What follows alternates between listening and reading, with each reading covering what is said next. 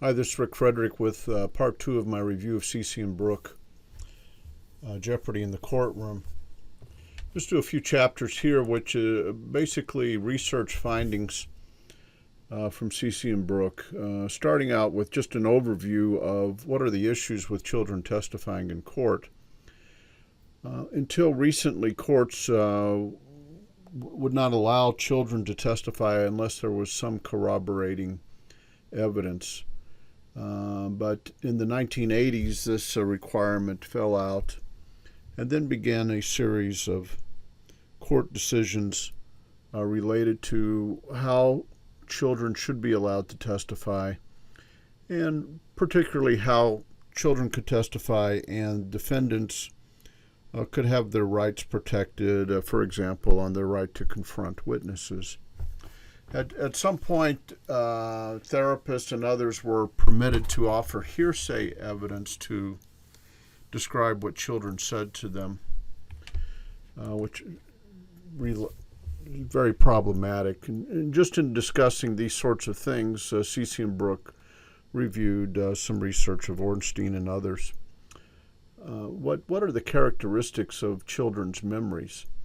So, when you look at children's memories, there are significant age differences in their ability with respect to immediate and delayed recall, with the youngest children, 3, performing the worst. As there were intervals between experiences and time of recall, there was notable forgetting among the youngest children. Up to 12 weeks. And then at age 7, this seemed to level off a little bit. It's not just that children forget and make errors, but they also add information to their memories, which is very problematic. And Ceci and Bruck, I think this is the very ground-shaking element of their research and the research of others that they review in this book. So children add things that never happened, and that these non-events that they reported not only could conceivably occur, but they recalled things that could never occur. And some of these things that could never occur had sexual connotations. And to be able to demonstrate that experimentally is quite important, because there are people who were saying, children never do this, children never lie. And I think that the correct emphasis throughout this book is not whether children lie, which they do, but what is the reliability of what children tell us. And Ornstein's research is one that lays this out. Again, this book is 22 years old, so you're going to find a lot more research currently published than is reviewed in Ceci and Bruck's book. So what they move into is what are the elements of the interview with children, and how should children be interviewed? So this thing they call the architecture of interviews with children. It's not a straightforward matter. It's not even necessarily intuitive how you should interview children.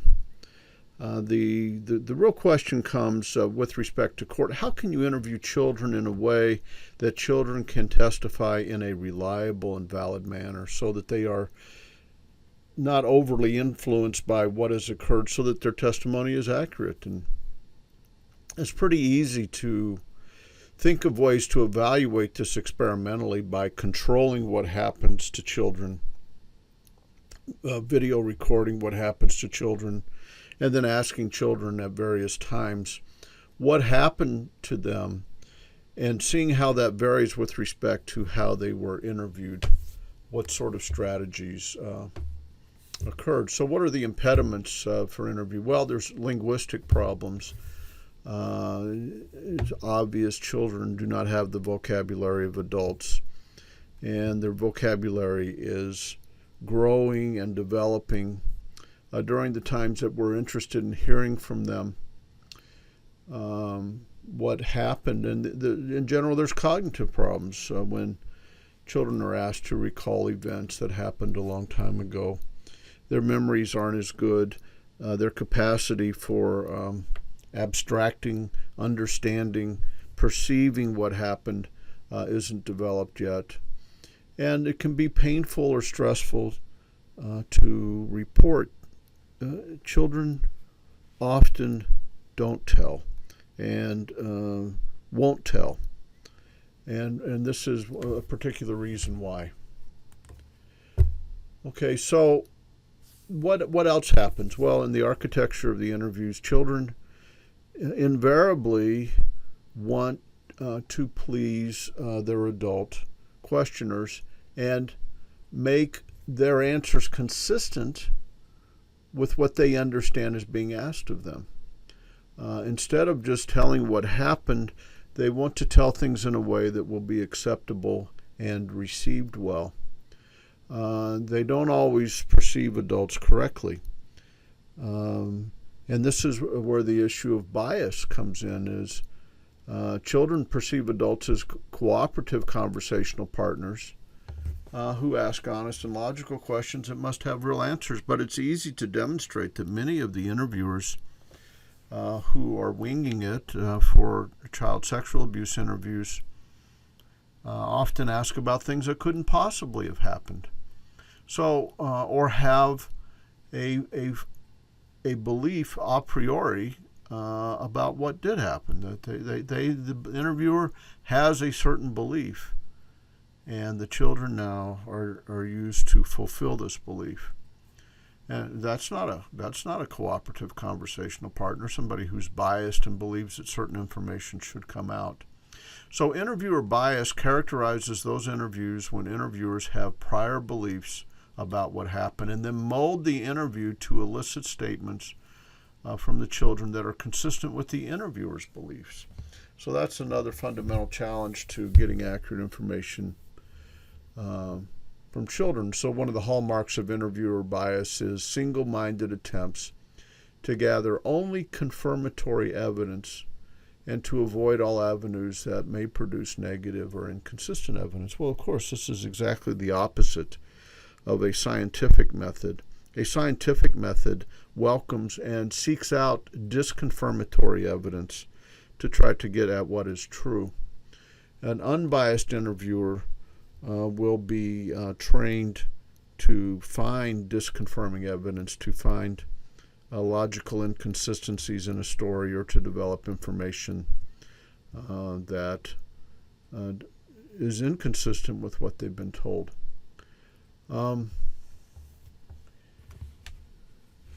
It's best to use open-ended questions and to avoid very specific and leading questions. That would be a neutral evaluation. Tell me what happened is an open-ended question. Did Bob touch you inappropriately would be a very specific and leading question. The first is an example of a neutral, unbiased interviewer, and the second is a biased interviewer or an unskilled interviewer. What else are problems? Well, repeatedly questioning children or repeating certain questions that have been asked. What information is conveyed to the child when questions are repeated and have been answered? Well, generally, I don't believe you. Or I don't like your answer. I need a different answer. And this is a problem when children are interviewed many times, re-interviewed on the same set of events. They've told what happens. They get asked a repeated question. What is it that I should say to please the adult who is questioning me? And then there's stereotype inducement, in which you say, well, I know that this guy's a bad guy. He's in jail. He won't hurt you anymore. Now tell me what he did to you. Well, this sort of information influences what children say and been demonstrated quite effectively in the literature. You can selectively reinforce what children say. Smile and nod and look and give attention to children and make clucking sounds and all sorts of ways to give them reinforcement for what they have said. and ignoring statements that are inconsistent. This again would be biased. How else can you generate information that is unreliable? Well, you can use anatomically detailed dolls.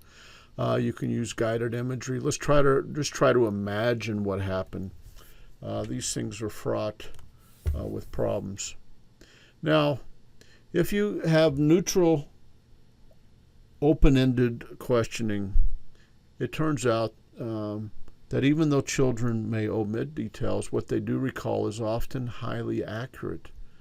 When children report that they have been sexually abused, there's rarely a need to question their accuracy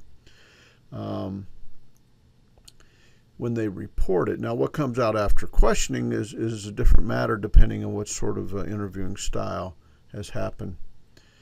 An important finding that has been supported many times is that there are natural instincts and strategies that interviewers wish to use with children that are biasing, suggesting, interfering, and must be overcome. Okay, so let's just focus on interviewer bias as we come to the end of this part of the review. Interviewer bias can influence both children and adults recall a report of what happened in significant ways.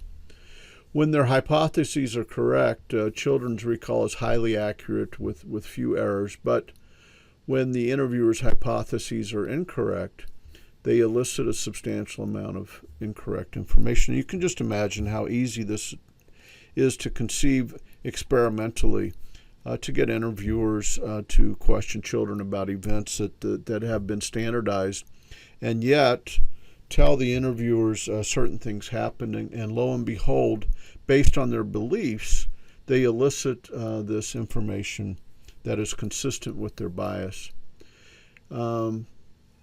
It's hard for interviewers to stick to a practice that is sound, and research shows that even immediately after training, interviewers fall into leading questions, specific questions, repeated questions. It's very difficult to manage. This is the important element of having a video recording of what actually happened so you can see how a child was interviewed. If you have two interviews and two different interviewers who have different interpretations of what happened, children's stories change.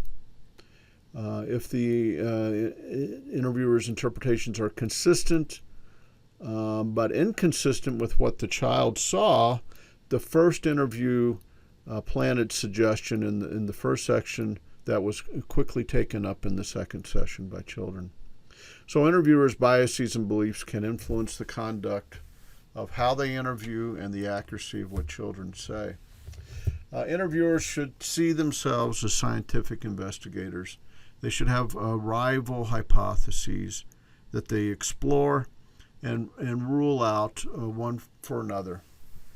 And specified training is needed. You just can't, I'm great with children is what somebody might say, but it doesn't make you a good interviewer. It might make you somebody that helps children explore their emotional health, but that doesn't make you a good forensic interviewer.